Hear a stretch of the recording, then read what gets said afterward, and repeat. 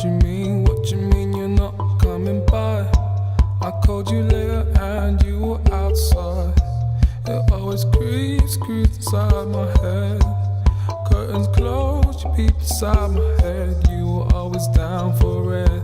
Getting this getaway and we run from it. Yeah, you were always down for it. Getting this getaway and we run from it. You're giving me the coldest stare, like you don't even know I'm here. Why don't we turn the leaf? Why don't we turn the leaf? Why don't we turn the You're giving me the coldest stare, like you don't even know I'm here. Why don't we turn the leaf? Why don't we turn the leaf? Why don't we turn the What you've done, you can't keep inside. By the end of the night, I'll help you confide. So how did the company come to be? Well, we started off, Nathan, who's the director here who you met earlier, had a company called Rockstar Memoirs, which does ebooks for high schools and universities. And so we had that running for about 5 or 6 years, and then letterpress is something he's always been in the back of his mind, and he saw a machine for sale and just kind of went for it and started the business up there. So we've been running for just over a year now. And what inspires the work? I think the main inspiration is actually, because we all do it ourselves and mix the inks by hand, and kind of knowing how far you can push letterpress and what you can do. It's really inspiring to know that you're trying a new technique and something that, last week you didn't think would work. So, so what are some of the projects that you're most proud of? I think I'm probably proud of projects that I've designed from the beginning and then made all the plates and filmed myself and then actually printed myself. So actually put them together on the computer and then... Yeah, which is something I think it's really hard to come across now that you actually go from the very beginning to the very end and all hand done. So yeah. So, a lot of work. Mm-hmm. So how do you timeline that workload? Oh, geez. It really depends on the client.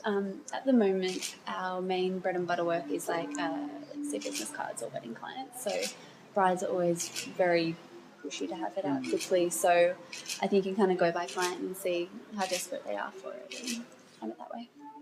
Is that one of the biggest challenges in this line of work? Yeah, it is a big challenge, managing how quickly people want to get things versus how much workload you've got. Like at any one time, you've probably got 5 to 10 jobs on at once. So it's trying to get those through and remember each client when they contact you as well.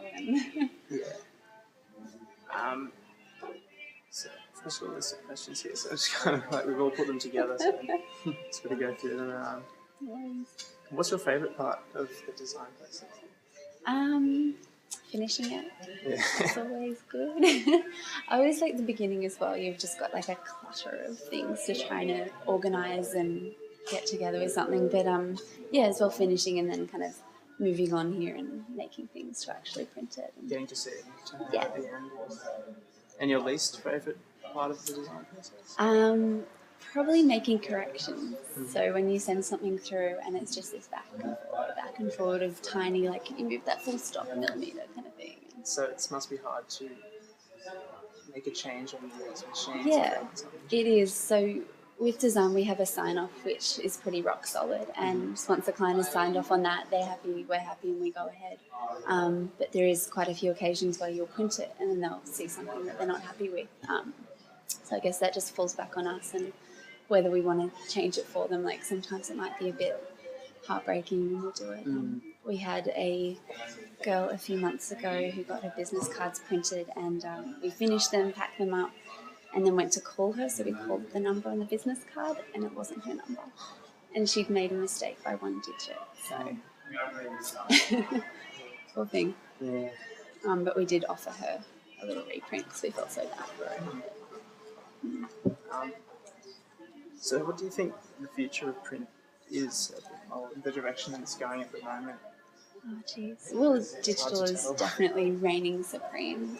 And just price-wise as well, it's not even comparable with letterpress. A lot of people do come in and go, oh, I got this quote here for that, and you just can't even put them up next to each other. Yeah.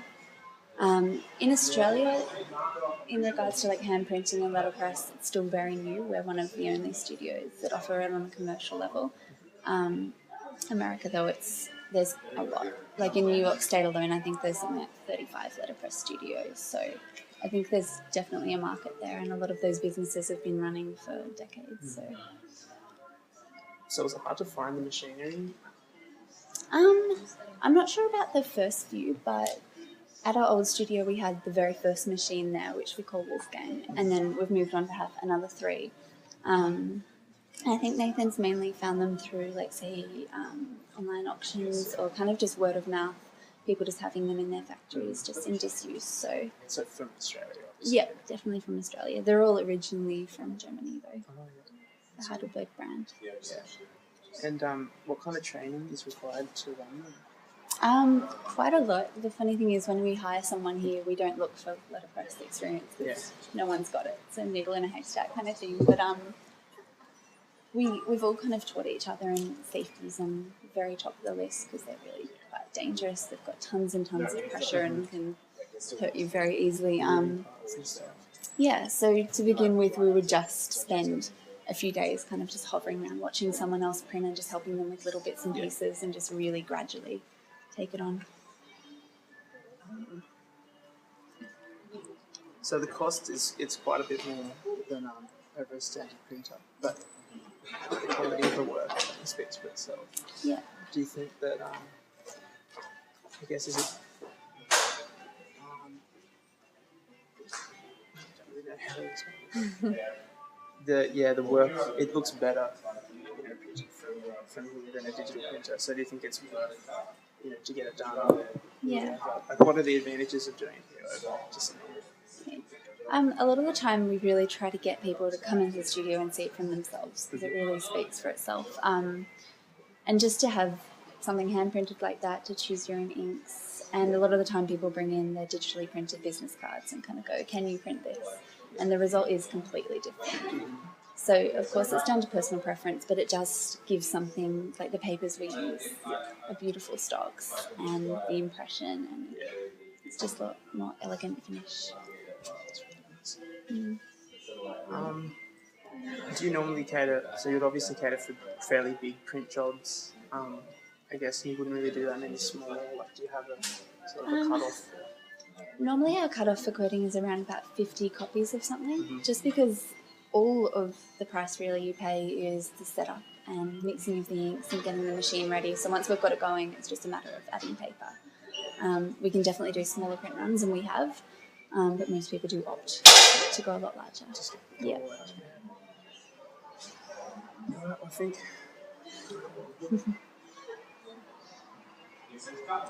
there's one more here. It says your company says the best ideas live outside of the computer screen. What do you think? What does that mean to you? That kind of means that a lot of the time we don't just sit in front of the computer. We do a lot of testing, a lot of drawing and making things, and actually going over to the press and testing things out rather than just sitting on a computer. And I think it really broadens what you can do and makes you think a bit more creatively. Cool. Get all the parts from Germany.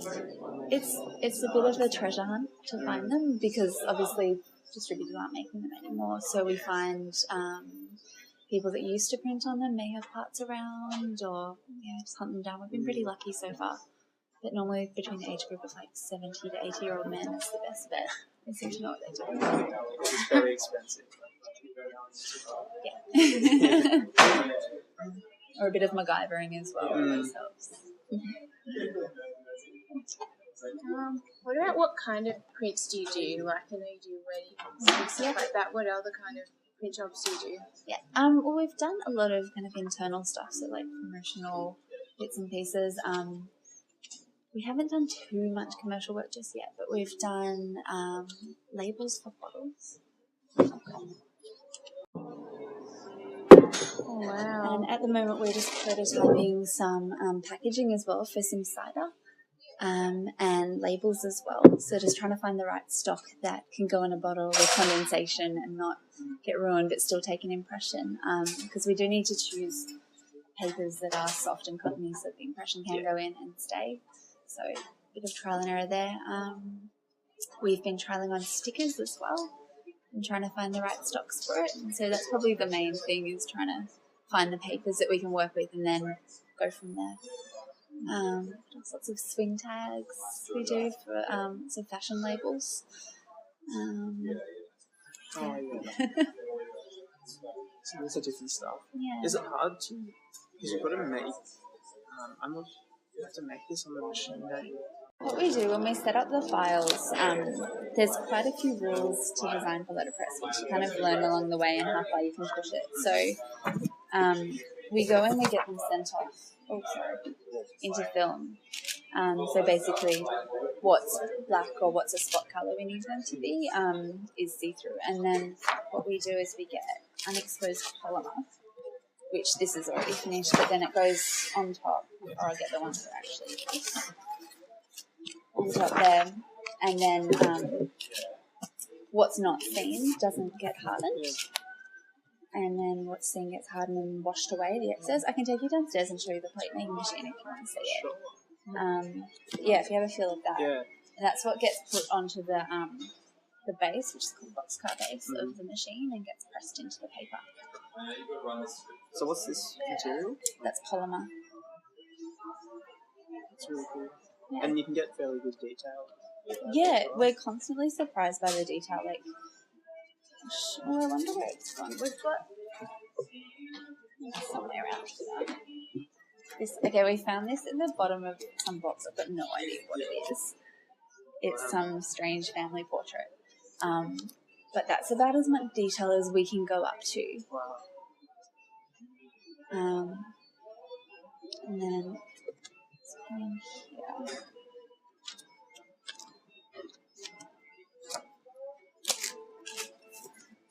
It's a lot more detail than that. Yeah, and it's something that's one of the things that we're constantly testing as well. So a lot of the time, you can never find things in here. A lot of the time, if people do have something a bit more detailed, we'll definitely take it on, put them on there, and say, look, we'll just give you a test. Yeah. And see how it is. Yeah, which is good on both parts. We get to see how far we can go as well. But yeah, hand drawings come out really well too. Yeah, so as you can see, if there is a mistake, it's a huge process to go and get it remade. We get these made off-site, so it's about a day or two. And It's got to be perfect before it really goes. yeah.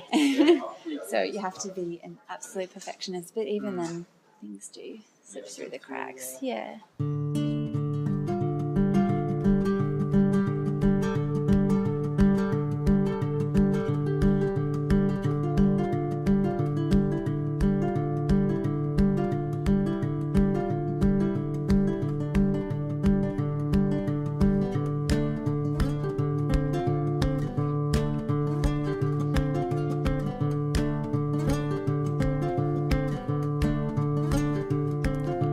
Daylight's coming and I can't wait. I've been pacing around and counting down for the sun to bail me out.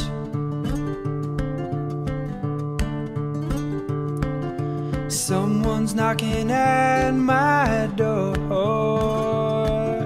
Who could it be? I think it is someone for me.